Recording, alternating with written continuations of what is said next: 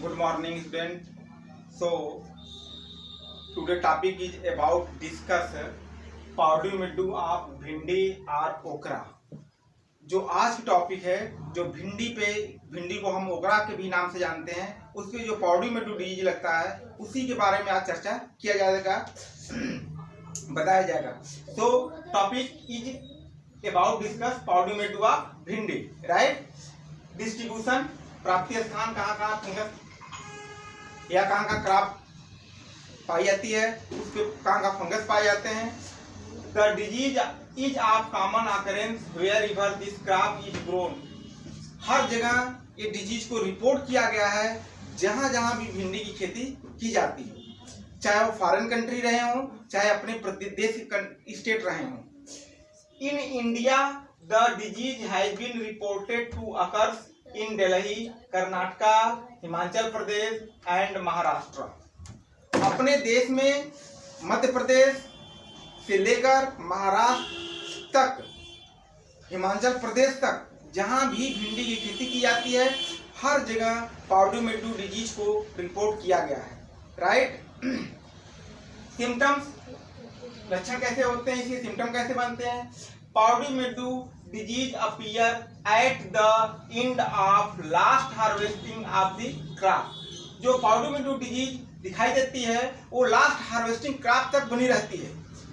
powdermedu disease जब लगता है तो लंबे समय तक, जब तक क्रॉप आपकी हार्वेस्ट में हो जाए तब तक powdermedu का इन्फेक्शन पत्तियों पे बना रहता है, right.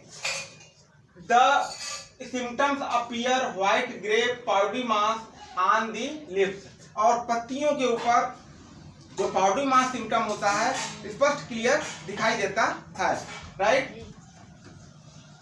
The lips turn yellow and finally drop. और बाद में पत्तियां टूटकर गिर जाती हैं। जैसे आप सिम्टम यहाँ पे देख रहे हैं, पत्ती बना हुआ है, पत्ती के ऊपर व्हाइट पाउडर जो can upper surface of leaf, इसीलिए इसको कहते हैं एक्सटर्नल। क्योंकि आपने देखते होंगे कि दो कंडीशन में होता है। ये अगर पाउडर पत्ती के ऊपरी हिस्से में दिखाई दे तो इसको माइसिलियम, एक्सटर्नल माइसिलियम कहते हैं। एक्सटर्नल मीन्स होता है कि mycelium can be seen upper surface of leaf. जब पत्ती के ऊपरी हिस्से पे दिखाई देने लगे तो उस तरह के फंगस को हम कहते हैं external fungus, right. Systematic position, kingdom Fungi, phylum Ascomycota, class Leotiomycetes, order Erysiphales, family Erysiphaceae, genus Erysiphe और स्पीसीज सिचोरेसियम। जो स्पीसीज होता है जीनस इरिसाइफी, और बहुत सारी इसकी स्पीसीज अलग अलग क्रॉप पे अलग अलग होती है, राइट। तो जो जीनस क्या है आपका, इरिसाइफी है, और स्पीसीज सिचोरेसियम, राइट। इटियोलॉजी देखिए, सब डिवीजन एस्कोमाइकोटिनस फंगस है। जब एस्कोमाइकोटिनस फंगस है तो उसमें माइसिलियम कैसे होंगे, सेप्टेड होंगे। एसेक्सुअल जो रिप्रोडक्शन होगा कोन्डिया के द्वारा होगा, कोन्डियोफोर बनेंगे, उसके ऊपर ही सिर्फ कोन्डिया बनेगा, कोन्डिया ड्रॉप कर जाता है, और बाय एयर फिर ट्रांसमिशन होता है, सेकेंडरी इन्फेक्शन करता है। फिर उसके बाद सेक्सुअल रिप्रोडक्शन होता है जिसमें मेल और फीमेल एंथ्रोडियम और एसोगोनियम बनते हैं। फिर क्लिस्टोसिसिया बनता है, और क्लिस्टोसिसिया के अंदर एस्कस बनते हैं, एस्कस के अंदर एस्कोस्पोर बनते हैं। फिर एस्कस मैच्योर कंडीशन में होगा तो क्लिस्टोसिसिया वाल फट जाता है, एस्कस बाहर निकल जाते हैं। ये सब कंडीशन आपको इटियोलॉजी में लिखना है। तो लिखना क्या है कि the conidia of a single cell hyaline barrel shape and a long chain.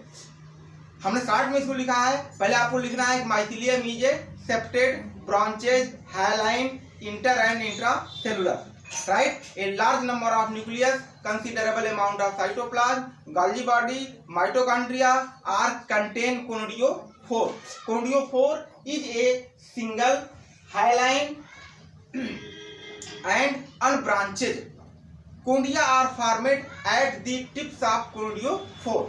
तो हमने डायरेक्ट यहाँ से लिखना शुरू किया कि कोन्डिया का स्ट्रक्चर कैसा होता है। तो the conidia of a single cell hyaline barrel shape and in a long chain. जो कोन्डिया होती है वो आपस में लॉन्ग चेन में जुड़ी होती है। कोन्डिया बैरल शेप हो सकती है या कहीं कहीं एक शेप भी दिखाई देती है, राइट। मैच्योर कोन्डिया होगा तो टूटकर फिर निकल जाएगा, टूटकर ड्रॉप कर जाता है और फिर बाय एयर ट्रांसमिशन दूसरे प्लांट पे हो जाता है। Cleistothecia are globose dark with 8 to 18 asci in each cleistothecium. देखिए अब जब ये सेक्सुअल रिप्रोडक्शन हो गया, सेक्सुअल बनेगा। सेक्सुअल में आप लिख सकते हैं कि sexual reproduction contact between anthrodium and escogonium. Anthrodium is a male sex organ while escogonium is a female, right? Male and female organ are come close contact to by trichogyne. Trichogyne is a tube-like structure. Male nucleus migrate in escogonium. Both nucleus fused and formation of escogenous hypha. Whole structure are converted into clistothecium.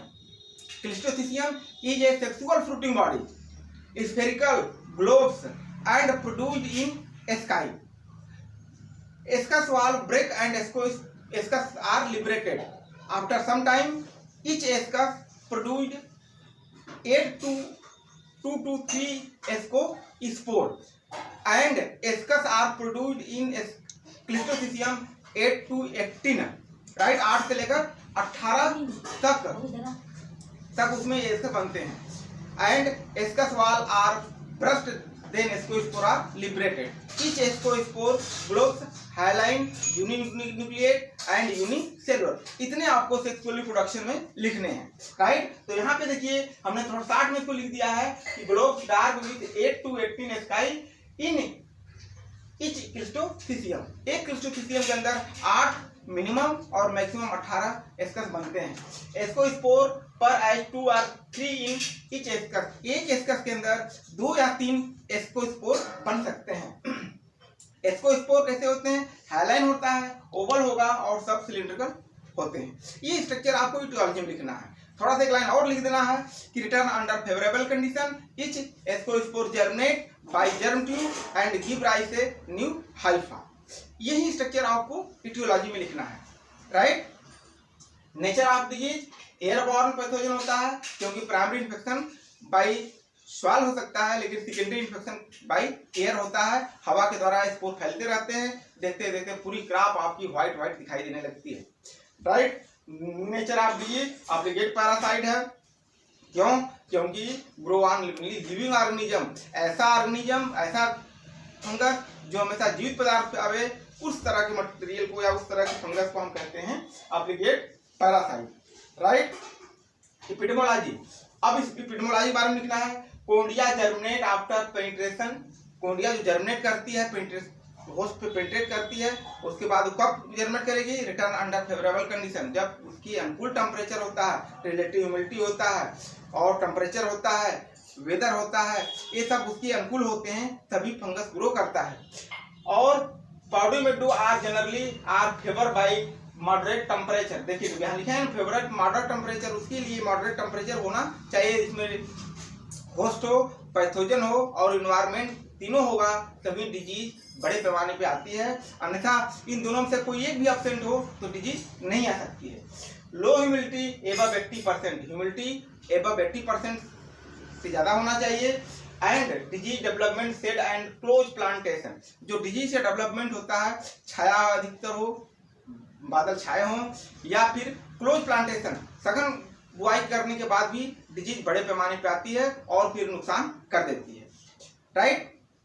ये सब आपको लिखने हैं epidemiology में। Rainfall लिखना है, temperature लिखना है, ह्यूमिडिटी लिखने हैं, मैक्सिमम टेम्परेचर कितना होना चाहिए, कितने टेम्परेचर पे फंगस किल कर जाता है, ये सब आप थोड़ा थोड़ा एपिडेमोलॉजी में लिख सकते हैं।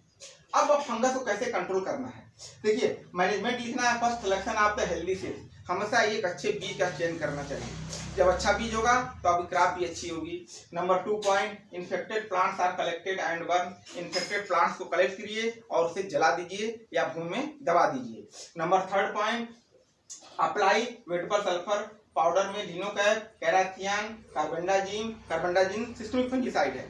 इस तरह आप स्प्रे फंजीसाइड को करिए। डोज लेना चाहिए 2 gram per litre of water, most effective.